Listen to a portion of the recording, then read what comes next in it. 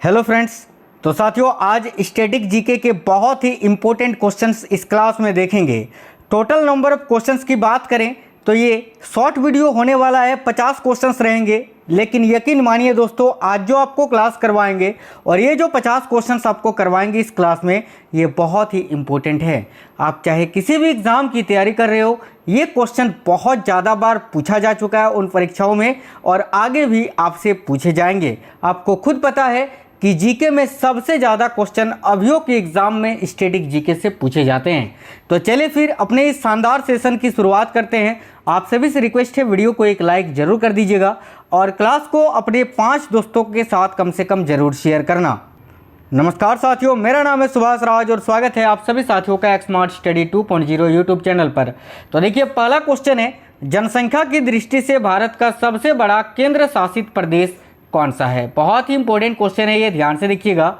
और साथियों ध्यान से देखिए, आपको याद रखना है कि जनसंख्या की दृष्टि से भारत का जो सबसे बड़ा केंद्र शासित प्रदेश है वह है दिल्ली। करेक्ट आएगा ऑप्शन नंबर ए, दिल्ली। आपको यहाँ याद रखना है।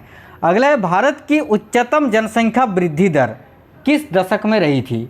यह भी क्वेश्चन बहुत ज़्यादा पूछा जाता है, कई बार एग्जाम्स में पहले भी पूछा जा चुका है और आगे भी आपसे पूछे जाएंगे। तो देखिए, भारत की उच्चतम जनसंख्या वृद्धि दर जो है ये साथियों 1961 से 71 के दशक में रही थी। याद रखिए, करेक्ट आंसर हो जाएगा इस क्वेश्चन के लिए option number B, 1961 to 1971। Option number B correct आएगा, यानी इन 10 वर्षों में सबसे अधिक जनसंख्या वृद्धि दर रही थी, यह आपको याद रखना है। आगे देखते हैं, आज के क्लास का अगला क्वेश्चन है, जनसंख्या घनत्व का अर्थ क्या होता है।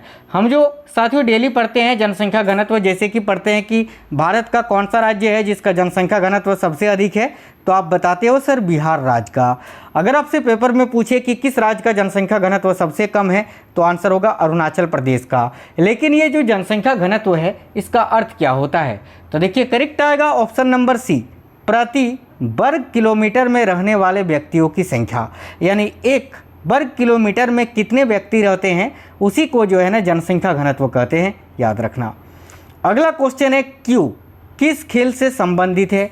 यानी ये जो शब्दवाली है क्यू, इसका संबंध किस खेल से है। तो देखिए, क्यू शब्द का संबंध बिलियर्ड्स से है। राइट आएगा ऑप्शन नंबर डी, बिलियर्ड्स। अगला है, गुगली शब्द किस खेल से संबंधित है। बहुत ही इंपॉर्टेंट क्वेश्चन है।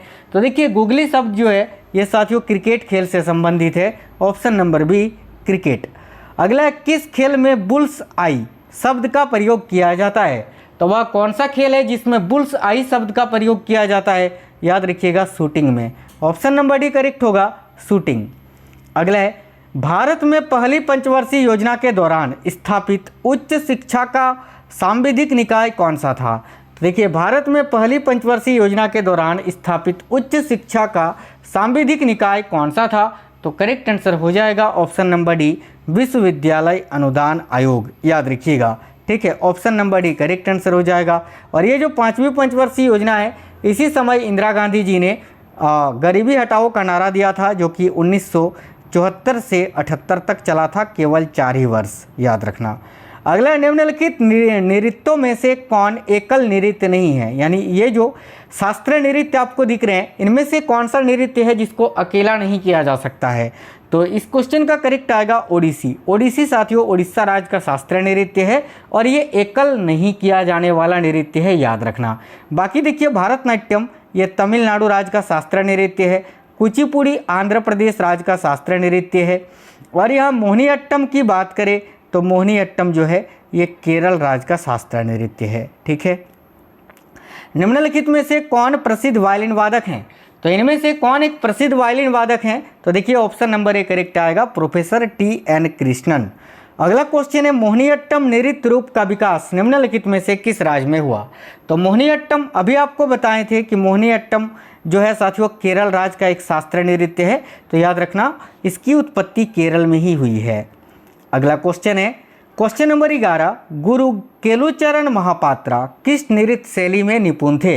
यानी गुरु केलुचरण महापात्रा किस नृत्य के गुरु थे, तो करेक्ट होगा ओडिसी के। Option number C, Odissi. सबसे प्राचीन वाद्य यंत्र कौन सा है। तो देखिए, इनमें से सबसे प्राचीन वाद्य यंत्र कौन सा है, याद रखिएगा बीना, ऑप्शन नंबर डी।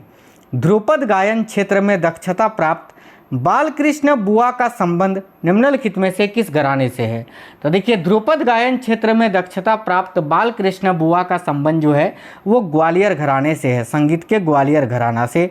अगला है, बुद्ध के जीवन की किस घटना को महाविनिष्क्रमण के रूप में जाना जाता है? तो साथियों देखिए गौतम बुद्ध के जीवन की किस घटना को महाविनिष्क्रमण के रूप में जाना जाता है? तो उनके गृह त्याग की घटना को, ऑप्शन नंबर सी। नेक्स्ट है, गौतम बुद्ध को ज्ञान की प्राप्ति कहाँ हुई थी? याद रखिएगा गौतम बुद्ध को ज्ञान की प्राप्ति कहाँ पर हुई थी? तो बोध गया में, राइट है, ऑप्शन नंबर ए बोध गया। अगला है, भारतीय शिवाजी किस शैली के नृत्य के लिए प्रसिद्ध थे? तो भारतीय शिवाजी ये साथियों मोहिनीअट्टम नृत्य के गुरु थे, तो ऑप्शन नंबर सी करेक्ट आएगा। अगला है, रुक्मणी देवी अरुंडेल कला की किस विद्या से संबंधित हैं?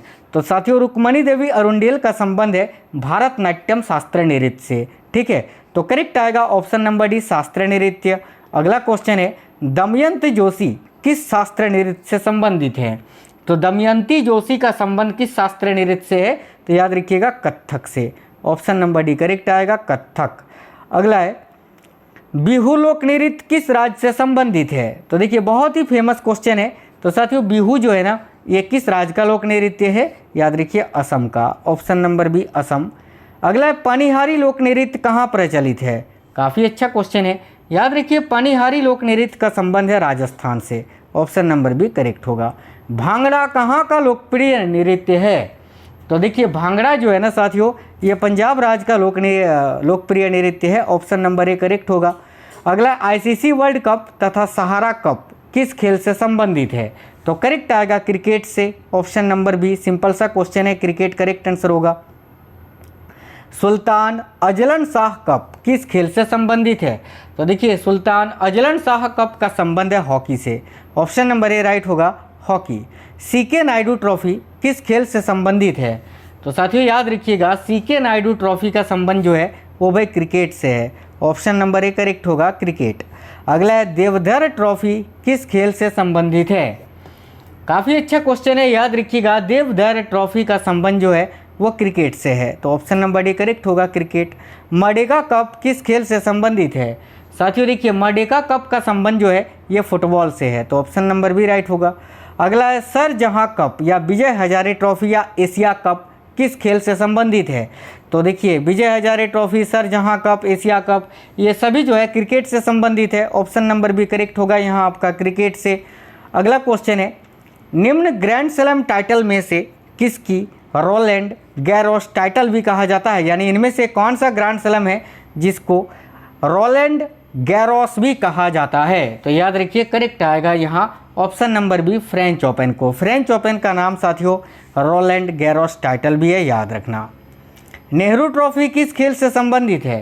तो देखिए नेहरू ट्रॉफी वैसे तो हॉकी से संबंधित है, लेकिन याद रखना नेहरू कप जो है ना साथियों यहाँ पर देखिए यहाँ पर फुटबॉल है, तो फुटबॉल भी आपका आंसर होगा, ठीक है। तो यहाँ पर ए और बी दोनों ही आप आंसर रखना, हॉकी और फुटबॉल से भी संबंधित है नेहरू ट्रॉफी। देखिए नेहरू कप की अगर बात करें ना तो ये फुटबॉल से जुड़ा है, नेहरू ट्रॉफी का संबंध नौका दौड़ से भी है, और जवाहरलाल नेहरू हॉकी टूर्नामेंट भी जो है ये जो कि हॉकी से संबंधित है। तो अगर ऑप्शन के अनुसार आपको बताना है यहाँ पर बाय मिस्टेक जो है फुटबॉल और हॉकी दोनों हो गया है, तो आप दोनों याद रखना। अगला है, ओलंपिक खेलों में से किस खेल के लिए बेल वार्कर कप प्रदान किया जाता है? तो ओलंपिक खेलों में कौन सा खेल है जिसके लिए बेल वार्कर कप दिया जाता है?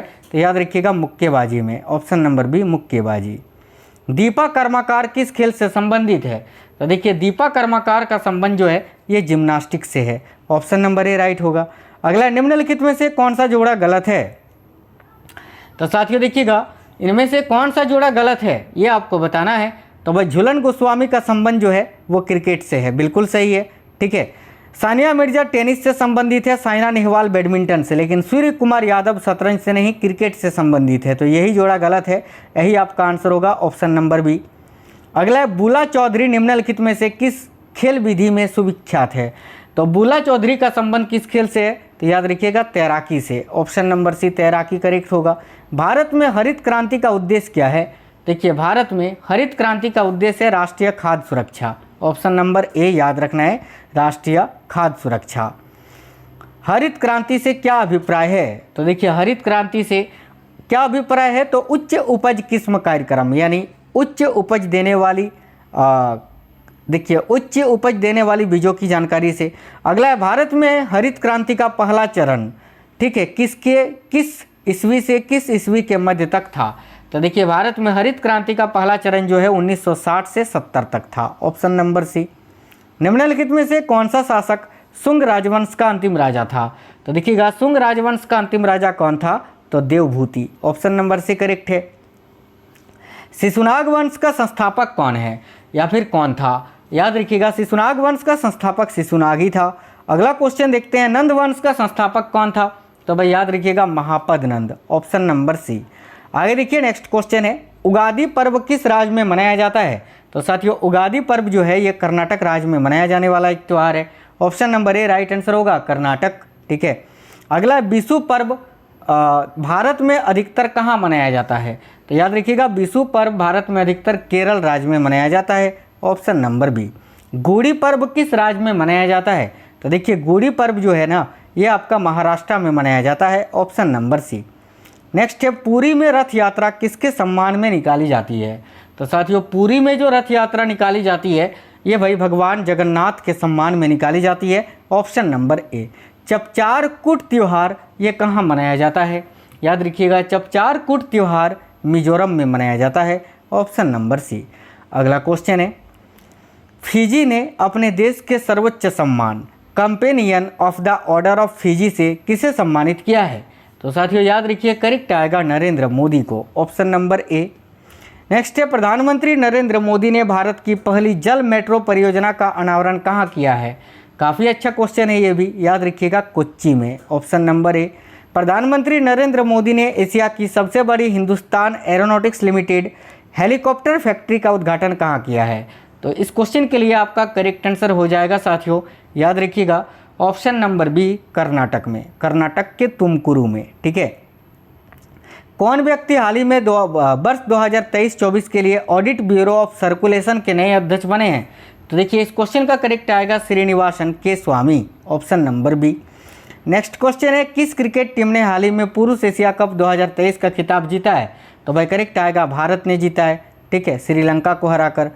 अगला क्वेश्चन है, हाल ही में कौन वनडे एशिया कप में सर्वाधिक विकेट लेने वाले भारतीय गेंदबाज बन गए हैं? तो राइट आएगा साथियों option number C, Ravindra Jadeja. साथियों आज की इस क्लास में टोटल 50 क्वेश्चंस थे जो कि अति महत्वपूर्ण प्रश्न थे। अब आप ही बता सकते हैं आपको ये क्वेश्चंस कैसे लगे हैं वीडियो के नीचे कमेंट बॉक्स में कमेंट करके। और साथियों अगर आपको क्लास पसंद आया है तो इस वीडियो को एक लाइक ज़रूर करिए और ज़्यादा से ज़्यादा शेयर करिएगा। अगर आप में से कोई भी साथी नए हैं तो इसी तरह के क्लासेस के लिए चैनल को सब्सक्राइब करके बेल आइकन को ऑन कर लीजिएगा, आपको सारे क्लासेस की नोटिफिकेशन आएगी। तब तक के लिए जय हिंद, वंदे मातरम।